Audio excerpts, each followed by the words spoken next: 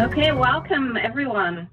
Thank you for joining us today for our webinar on education and the coronavirus.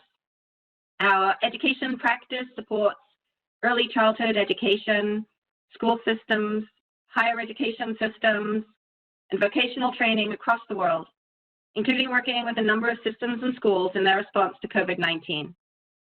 On the call today, we have system and nonprofit leaders from around the world, from Belgium to India, from the United States to Mexico to Egypt.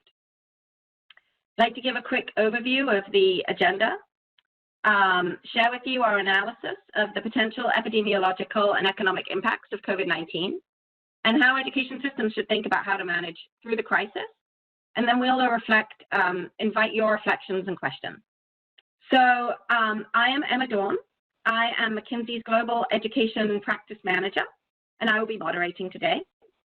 And I would also like to introduce you to Stephen Hall from our Dubai office and Jake Bryant from our Washington, D.C. office, who will be joining me as presenters on this call. So let us get kicked off into the content. So we'd like to just reiterate that COVID-19 is first and foremost a global humanitarian challenge. Thousands of health professionals are battling the virus, and we understand that the health imperative is the most critical one right now. That said, the spread of the virus has led to school system closures around the world. We know that many of your systems are scrambling to put online learning in place and to support the children and students that you teach in other ways as well. And so we would like to take some time today to go through how to manage the uncertainty and over three different horizons of actions. So first of all, we're going to talk a little bit about the global overview of the virus. We're going to go through this pretty quickly. I think you've all been reading the newspapers, just to frame the situation, because we want to get into the education content as soon as possible. So the virus has been spreading despite worldwide efforts to contain it. This page just shows the number of cases by different regions, and the red is areas that have more than 10,000 reported cases. This number of cases has led to governments closing schools in response to the spread, and 1.5 billion school children are now out of school. So what's next? What do the different epidemiological scenarios mean for education systems? So as governments try to manage the crisis, they have these two imperatives that they're trying to balance: safeguarding our lives and suppressing the virus as quickly as they can, but also safeguarding livelihoods. And this is where governments around the world are trying to time box the virus to limit the economic shock. But it's unclear how this is going to play out. And so we've developed these different scenarios with three different scenarios for epidemiological and public health response. Those are on the left-hand side. Maybe the virus is rapidly contained. That would be the top line here. Maybe there is an effective response, but then regionally the virus resurges. That would be the middle. Or perhaps there will be a broad failure of public health interventions. That would be the bottom here. And depending on each of these, there are also three different policy responses on the economics: ineffective, partially effective, and highly effective interventions, which brings us to these 9 scenarios. Now, from a school system perspective, obviously the economics is important, but we believe that the epidemiological response is the most important one, as this will influence when schools can reopen. So we're going to go and take a look at what do those 3 different epidemiological responses mean for school systems. And here I will pass over to Jake Bryant. Thanks, Emma, and thanks everyone for joining us. So Emma described these 3 epidemiological scenarios where in the first, you see an effective public health response, and the impacts of the virus are rapidly mitigated. And this is, for example, roughly what we're seeing now in Singapore or Taiwan or South Korea. In these cases, we could imagine the schools being open again widely by the end of May or early June. So it'll have been a significant disruption to learning and to the rhythm of schooling, but not a long-term one. More likely, though, we would imagine that public health response is inconsistent geography to geography, and you see a number of schools that persist in some sort of remote format as long as the end of 2020. And in particular, if the virus were to turn out to be seasonal with a resurgence of cases in the Northern Hemisphere's fall, you could actually imagine a scenario where we thought we could be back face-to-face, and then it turns out in select geographies, we need to go remote to social distancing again. In the third scenario, and hopefully not a widespread one, where public health response really struggles, we could imagine a number of systems, or at least select geographies within those systems, remaining in a remote format through well into 2021. So these are all disruptive in their own ways. And I think the trick that many of us are struggling with is to know, how to plan. And our advice would be actually, we should plan around all three concurrently, with the expectation that we need to be ready, however the public health and sort of epidemiology of the virus plays out. All three of these scenarios are disruptive, and what we have on this page is just to start to think about the categories of consideration for you as system leaders and your colleagues in your schools. And we've broken it basically into 4 categories. There's likely more, but this is sort of the basic place to start. The health and well-being, particularly of your students and their families, but also of your staff and faculty. The instructional enterprise, muddling through and allowing learning to persist as best we can. Your human capital, particularly your faculty and non-instructional staff and their experience and success and well-being. And then lastly, consideration of your operations and finances. We would imagine kind of cumulative impacts down the rows, the worse that the virus is, and a new set of considerations if we turn out to be remote longer than we hoped.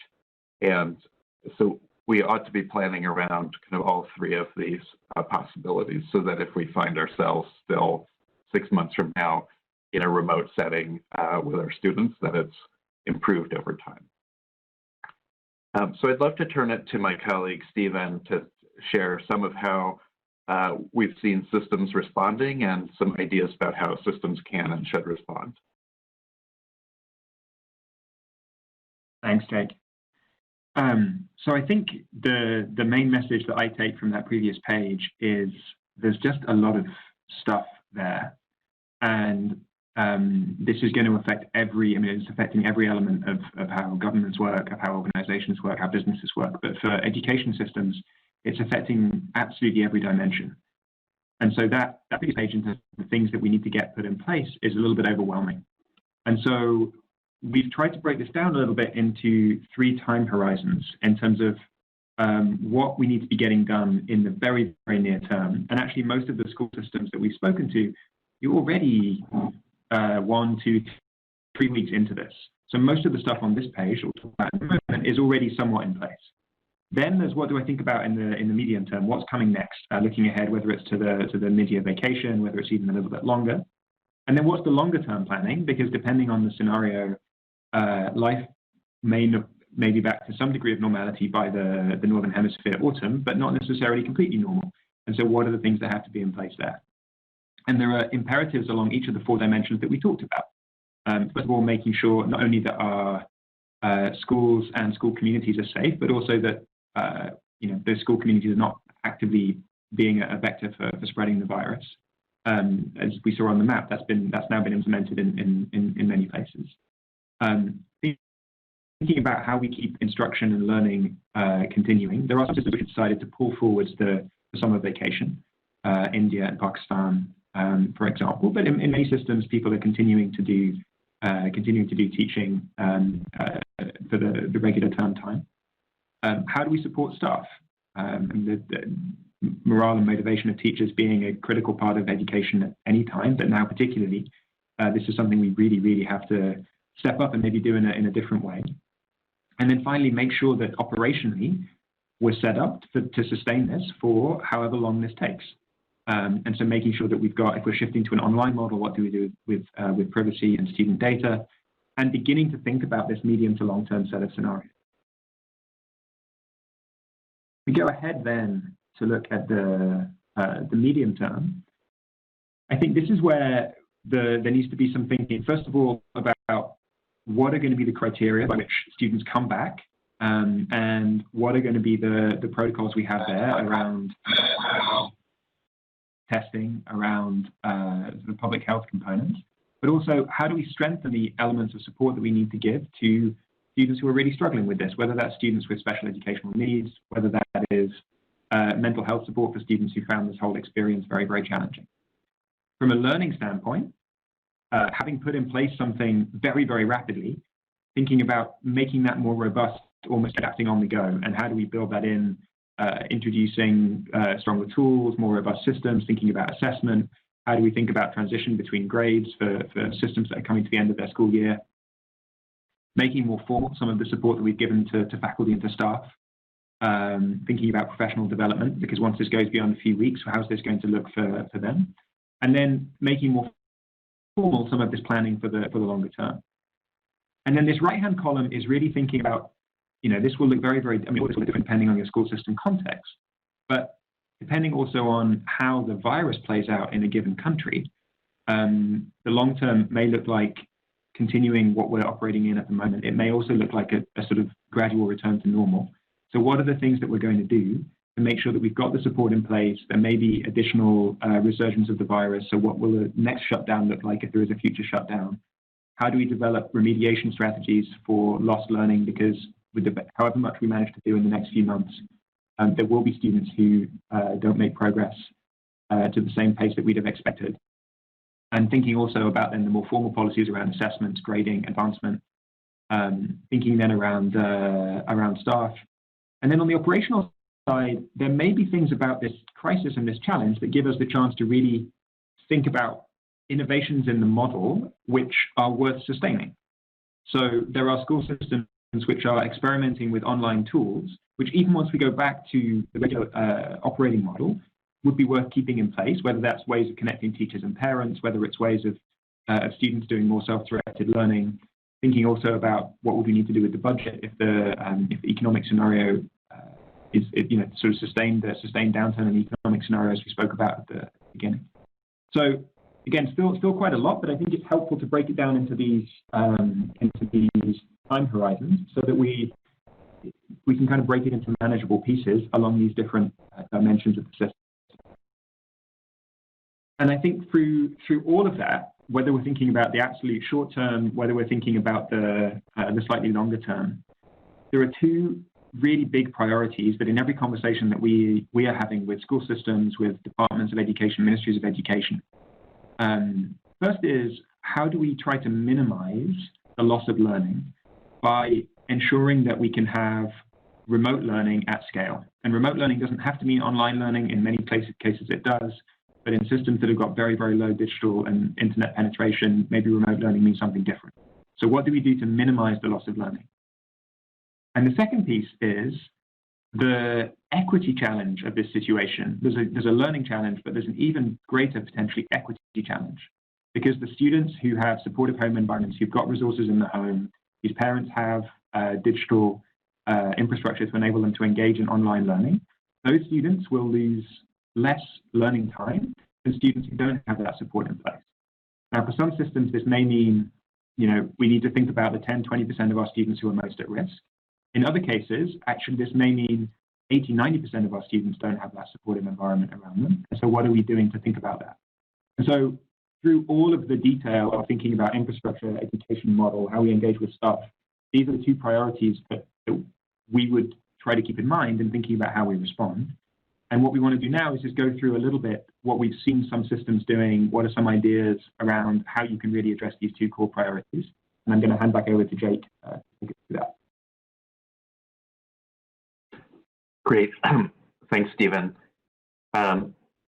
So would love to kind of jump in a little bit. We know that schools and school systems have a range of responsibilities, including food and nutrition and healthcare delivery in many regions, but wanted to double click into the particular responsibility around learning and to Stephen's two imperatives of preventing loss, the total loss of learning in this challenging period, and then secondly, designing so far as possible for equity, because the unmanaged outcome of this situation is going to be, in general, to dramatically increase inequity, and it's the responsibility of the system to do whatever it can to prevent that.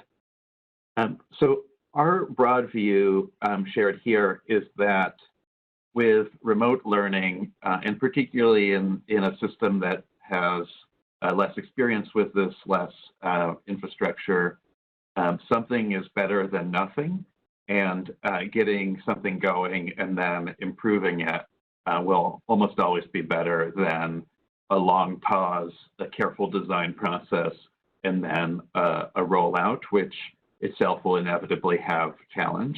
And so our encouragement would be to try to get going, as many as you already have, and then to find ways to improve it over time. But just to share some of what we've seen, and particularly with a thought to the systems that are just coming back from a break and getting into this now. We think you can get something up and going in a rough way within 1 to 2 weeks. And we'd suggest thinking about it in kind of 4 pieces. So the first is to establish a clear vision and a set of individuals in your system at a system level who are accountable and leading this, what we call the agile team. That'll likely be a combination of skill sets that don't always collaborate as closely, from curriculum to HR or professional learning to IT, and that kind of cross-functional team tasked with driving the establishment of your remote system. Importantly, we think it's really valuable to invest with system leadership and with local and national government leadership on what the vision is for this, what the guardrails are for success, any trade-offs, for example, between access and quality, or between the perfect and the good, but on different time frames. Of course, these conversations aren't going to be nearly as involved or long as you might have under normal conditions, but to have the support of your education minister or superintendent, school board, depending on your context. And then last, here, you need to have an understanding of what your infrastructure is. So particularly if you want this to be an online delivery, having an understanding of the internet access among your students and their families and their devices, whether mobile, tablet, desktop, laptop. We've seen a number of systems kind of rapidly fill in the gaps on both fronts with hotspots and sort of emergency purchase of Chromebooks or your device of choice, but you need to know where you're starting from, and you don't want to leave students behind. So then in the design and kind of setup of this, to be maybe overly simplistic, there's your platform and your content, and considerations on both, some of which we'll get into a little bit. And depending on your system, you may have a well-articulated paper and pencil curriculum sequence that needs to be digitized, or you might have a lot more teacher autonomy to choose curricular resources. So important to kind of know where you're starting from, but to get those resources readily available to teachers. And then in the rollout, we would see kind of two primary fronts of action. So one is with your faculty themselves, doing whatever training you can to equip them to work in this kind of new model, to equip their school leaders or headmasters, whomever, to coach and encourage them. And then equally, we think that there's work to do to invest families and students in this enterprise. So now more than ever, we're going to rely on parents and caregivers as, at minimum, the supervisors, and at maximum, the teachers of their children, and work to do in kind of a public communications effort to get them on board and set their expectations, help them be as successful in this difficult time as possible. The last thing we'd suggest is a real measurement and monitoring apparatus. It doesn't need to be fancy, but you need to know what's working and what's not working.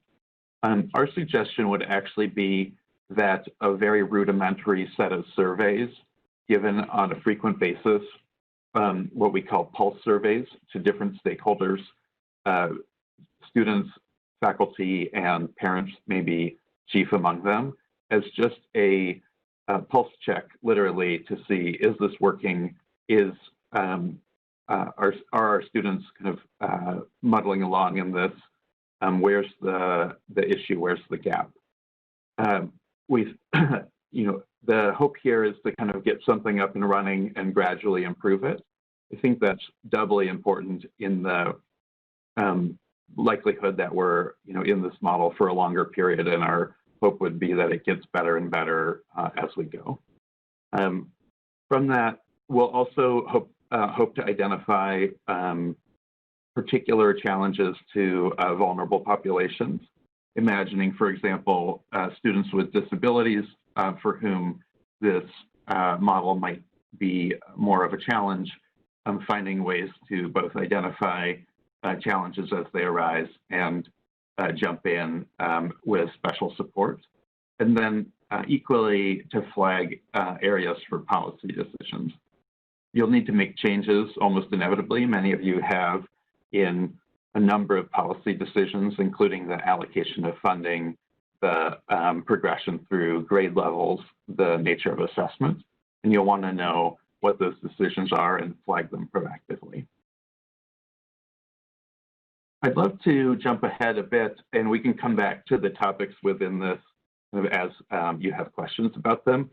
But I do want to come and turn it back to Stephen to dig in a little more on this point on equity, where we just want to be certain that in the situation where we have a lot of risk of kind of exacerbating existing inequity, that the approach here is designed as well as it can be to overcome that. Okay, and I think, as I said, this equity challenge looks very different in different places. This can be a question about socioeconomic status of kids. It can be about special education needs. It can be a question about the home environment of children, those who are in temporary housing or children who are in care.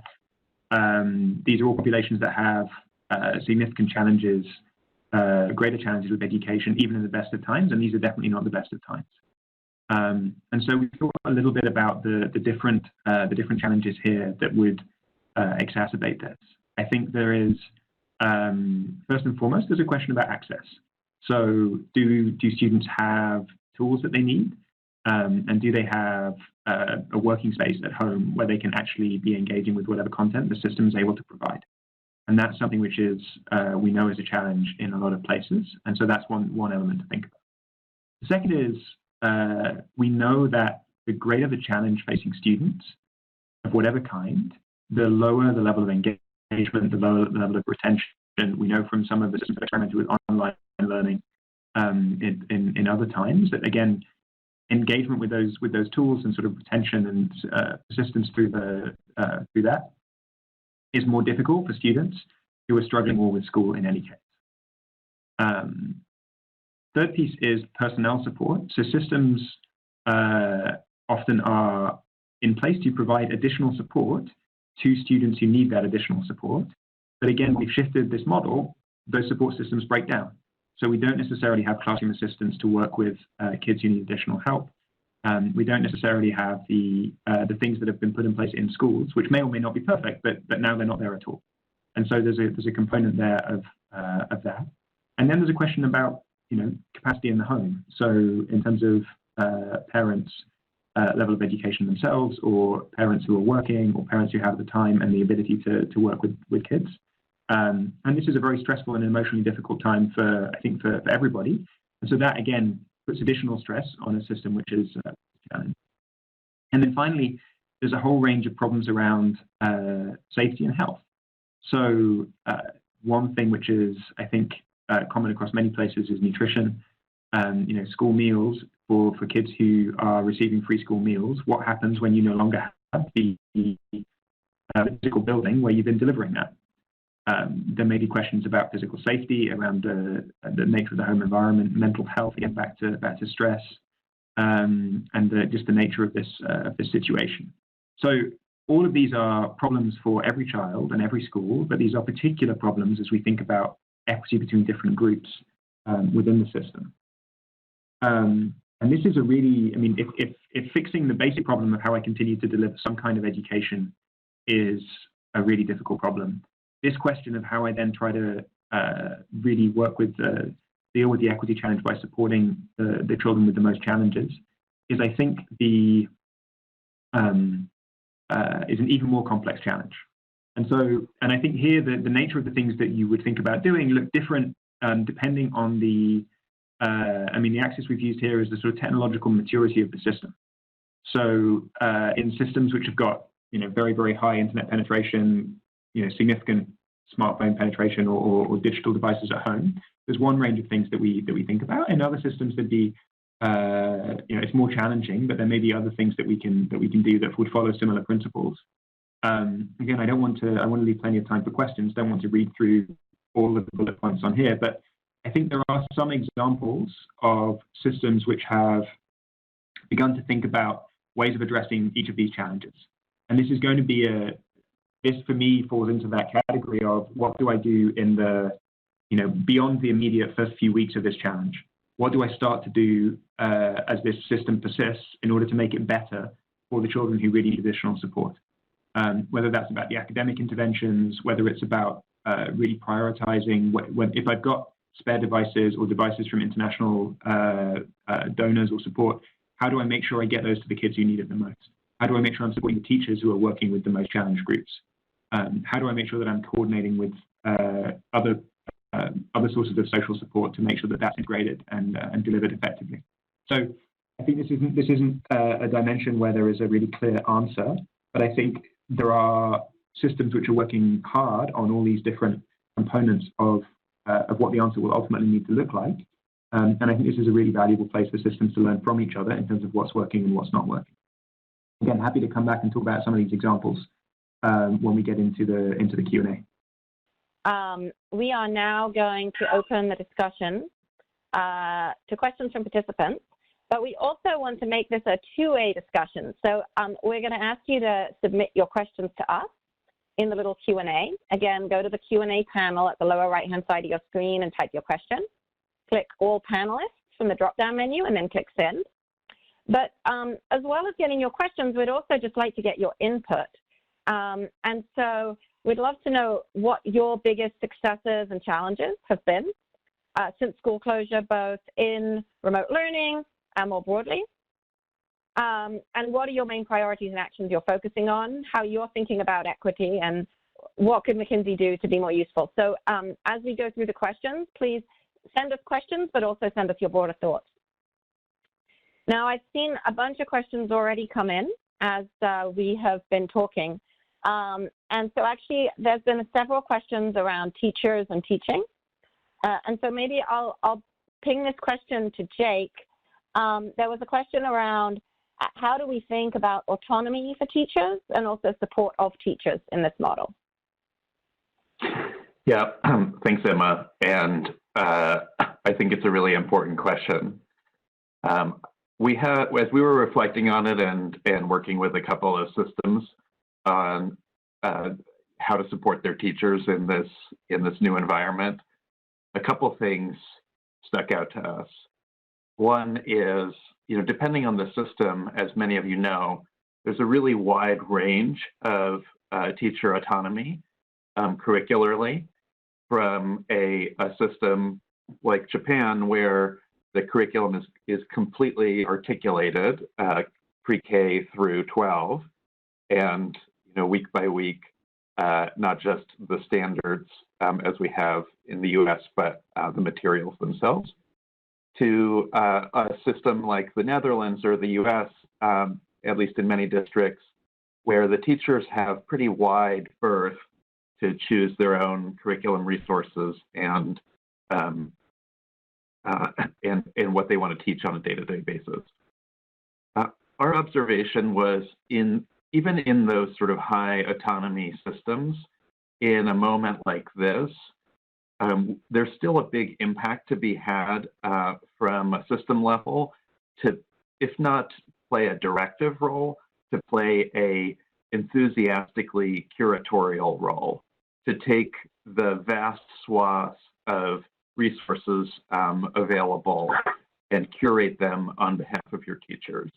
So that's point one, is wherever you can, if you're in a kind of curricularly autonomous system, to still think about, with teachers, often many of them caring for their own children and under quite a bit of stress operating in this environment, what's the kind of curatorial energy you can put in that makes their lives easier? The second thought and a consistent theme in our conversation is, as always, teachers are very collaborative. And so to the extent that you can activate or encourage resource sharing among teachers, but with that benefit of system curation, that can be very powerful. So whether that's sharing artifacts like a video lesson or a sequence of problems or an internet resource, or it could go even further, where you have teachers able to observe each other in this online environment, perhaps more than they were able to in a brick and mortar school setting. Not likely on an evaluative basis. It seems like, if anything, we should be a little relaxed in the evaluation imperative of this time vis-a-vis our faculty, but in that kind of collaborative spirit. And whether that's your system needs its own platform or already has it in order to support that, or you contract or ask for a freebie with a third-party platform, different decisions to be made there. Thanks, Jake. We're getting a lot of questions. Hopefully we'll get through a few more. I have one question coming in, and how this differs by region and how the response should differ. Maybe, Stephen, you could take that one. I think there's a difference between regions. There are differences between countries within regions. There are even differences between regions within countries. And part of that is driven by the governance model. So what is the role of the government versus what is the role of the schools, and who has greater autonomy? And some of it is driven by the context of the school. So if I think about systems in the developing world, like I think about the Pakistan example. So the government has just closed all the schools now for the next 2 months, effectively bringing forward the summer vacation. The level of internet penetration, especially amongst the poorer population, is incredibly low. So online education is not going to be the answer. And so I think there you have sort of a range of options that look more like, well, what can I do that doesn't rely on internet penetration? So going back to platforms around around television, around radio, things that I can do while I have a shutdown, however long it lasts. I think there's a component then of what do I do to remediate lost learning very, very quickly when kids are back in school. I think there are some examples, for instance, in countries post-Ebola in West Africa, where trying to get students back to grade level as quickly as possible, and so having a very, very prioritized curriculum so that people were able to catch up. And so that is going to be part of the part of what needs to happen when things get back to normal. And then the third piece is where there is support available, what do I do to how do I prioritize that support for the kids who are going to need it the most? So if, you know, telco companies are willing to make a certain amount of connectivity available, a certain number of devices available, how do I make sure that that is targeted at the people who need it the most, whilst recognizing that that's never going to be a substitute for what we're losing right now. There's then obviously a scale through to systems that were already experimenting with online learning and had a lot of understanding of the platforms and the tools, and really just stepped up their use of those platforms. Their teachers were engaged, parents were used to using the app, whatever the platform was, and so it's a transition in the model, but not necessarily a huge difference. And then there is obviously a huge spectrum of things in between, and that difference between countries disguises a lot of differences between schools. So if you think about schools in relatively prosperous areas in certain countries versus really, really challenged schools, what's that going to look like, both from a teacher engagement, I saw a question about sort of teacher motivation and how engaged the teachers were doing this, and also in the readiness of parents and the readiness of students to engage.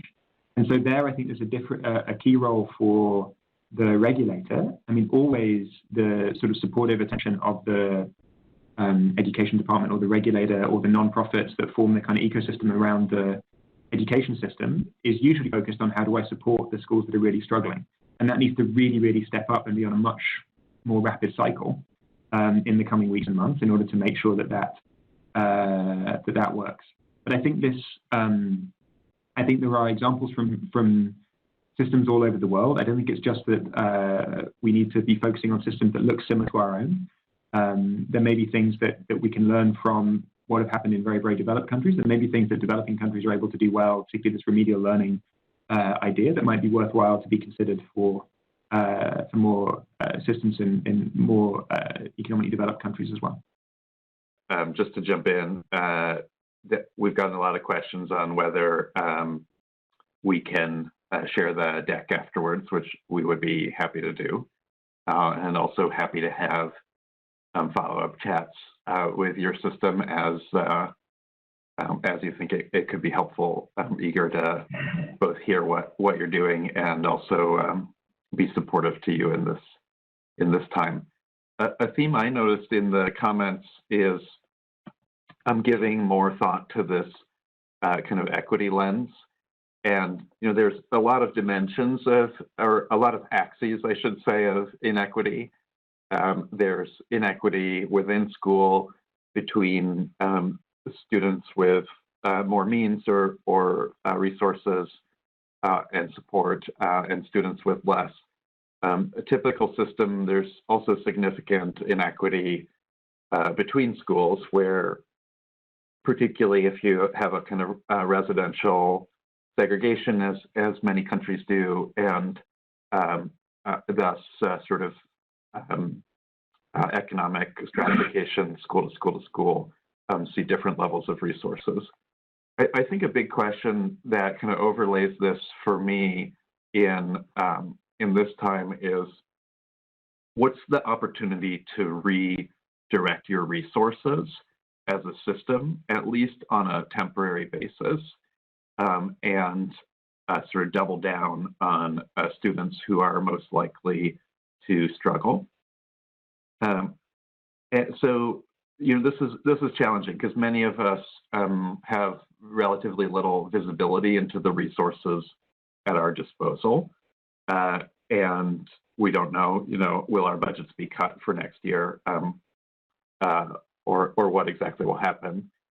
One opportunity we've seen some systems take is there are some potential savings in this time. You know, at a minimum on utilities, at a maximum if kind of conditions allow it to look for savings beyond that. And so is there opportunity to kind of grab some of the savings in those pockets and reallocate them to students and schools that are most likely to be challenged? And the nature of that reallocation could even be relatively modest. So in one system that we've been working with, they've said, hey, this is a difficult situation, and teachers are struggling to adapt. Let's deputize a cadre of master teachers, many of whom incidentally have previous experience in kind of online environments, and they serve in two functions.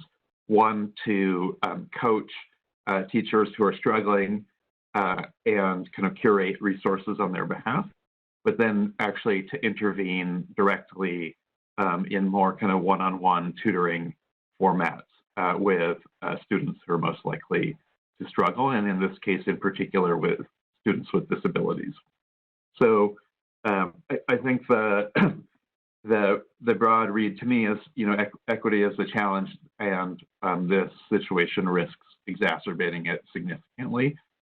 Can we be creative at a system level to kind of inject investment, in particular in the form of our best and most capable teachers, to kind of strategically try to intervene with the students who are most at risk in the situation?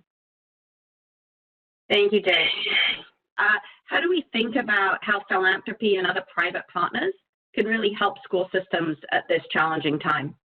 So encouragement to philanthropy would be to find opportunity to augment and strengthen the existing system with the premise that these relationships are still valuable and should stay intact. So that's kind of point one. But point two is, I think, in an environment of budget uncertainty where we don't have a lot of flexible resources, it can be philanthropy that delivers those flexible temporary resources. For example, to build this cadre of master teachers to coach and curate and tutor one-on-one, to help identify the students kind of most at risk and directly subsidize sort of one-on-one intervention with them, even with a kind of third-party tutoring platform outside of the traditional district. So a lot of opportunity for philanthropy certainly depends on where the system is in its maturity, but this is an important time to kind of be shoulder to shoulder with schools and teachers. Thank you, Jake. I think I see Stephen coming back. So Stephen, I'd like to give you the question on how to ensure quality assurance assessments and monitoring. So I think the starting point for this is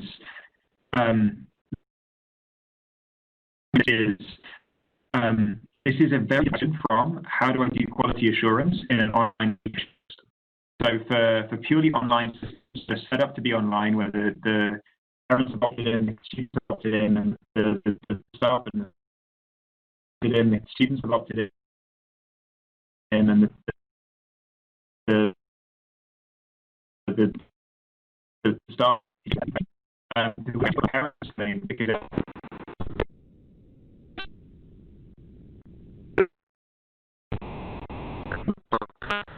so the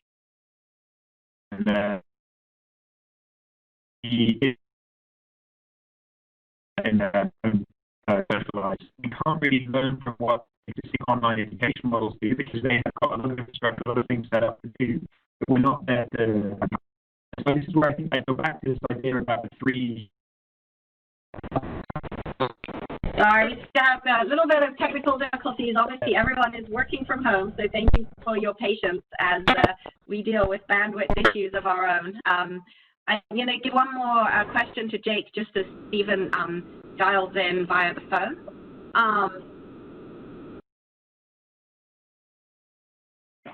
Okay, sorry about that. So I'm going to give one more question to Jake just while we get Stephen to dial in by phone. We have a couple of questions about how is this going to change education when people get back. And so obviously there's a big remediation question, but there was also some questions about the future of education more broadly. Is this going to suddenly increase online in education once people are back in the classroom, and how is that going to change schools going forward? I think it's a great question. I actually, not to be glib, think we should not think about that question quite yet. The priority for systems, maybe outside of China where they've been shut down for a longer period, is still, in my view, much more in this kind of initial scramble to get something up and running and not make it terrible. I'm eager. I mean, I do think this will have meaningful impact on the long term. In particular, I think it will increase device penetration significantly. You see any number of systems that have gone to nearly 100%. I guess this is more the kind of European and North American examples, but nearly 100% device penetration, up from 50, 60 3 months ago.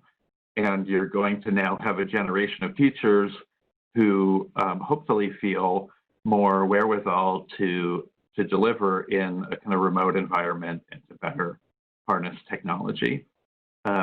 You're also going to have, despite best efforts, a significant exacerbation of achievement gaps and opportunity gaps. So, all of these factors are real, and eager to think about them. But my encouragement to the typical system would be actually don't think about that yet. It's an interesting question for 6 or 8 weeks from now. Thank you. One more question, Jake, for you. There's a couple of questions on how do we think about this at different levels and different types of education. So across age groups, but also training versus education. Yeah, I'm eager to hear actually from the systems themselves. This is a real challenge for the youngest students, particularly thinking of sort of 4 through 6-year-olds, or in certain systems, even 2 and 3-year-olds that are within your purview.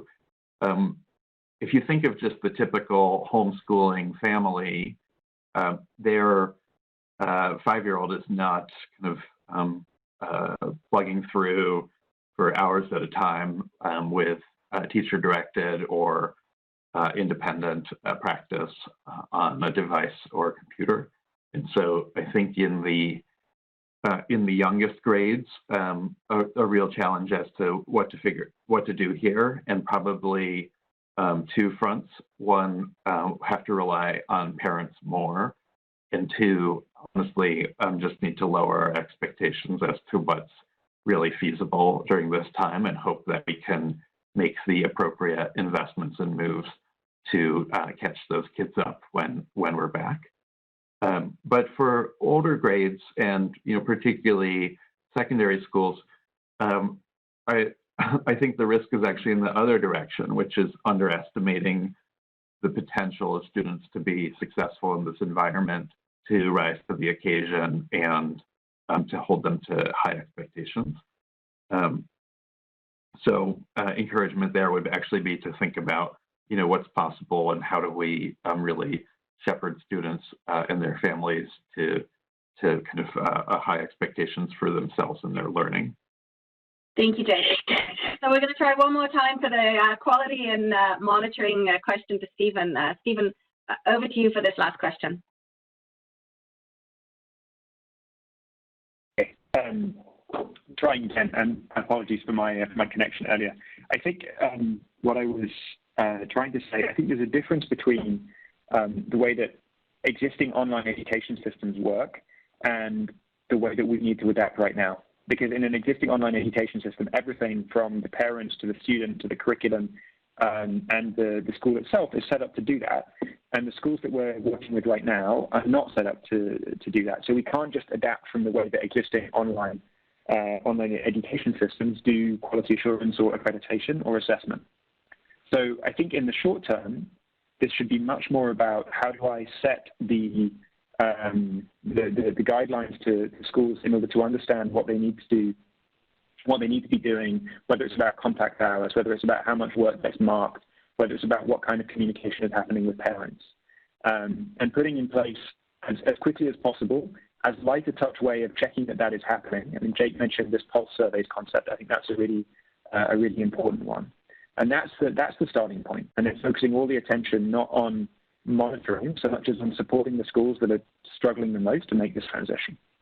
There comes a point in the next 2-3 months where that needs to, if this continues, where that needs to start to get a little bit more formalized. And that's where things like trying to put in place a proper system of online assessment will become relevant, where we need to start thinking about, well, what role are principals playing in terms of understanding what their teachers are doing? How are we actually monitoring how much work gets marked? How are we actually adapting elements of a traditional inspection or quality assurance system to this new reality? And that gets particularly problematic or particularly challenging for grades which are going up to a major transition as we go into the summer or Northern Hemisphere summer. So whether it's about students coming up to terminal exams or important, exams at age 16 or age 14, there we need an answer right now on how are those systems going to adapt. And some systems have taken the decision to say we're actually going to postpone, and some systems have taken the opinion of actually we're just going to cancel those exams and rely on teacher assessment. I think there isn't a perfect answer. I think it depends very much on the weight that's applied to that's applied to the approach from a graduation standpoint. And there are, within making that individual decision, the trade-off will look different for different systems. But there are also important equity considerations there, because we know that typically teacher assessments tend to have a little bit of inbuilt bias. So I think there isn't an easy answer, but I think probably the starting point needs to be, let's not try to answer everything about what a fully mature quality assurance system for online learning would look like in the next 3 weeks, but rather try to build that up over time in an adaptive way, in the same way as the adaptive model we talked about in terms of building the platform itself. Thank you, Stephen.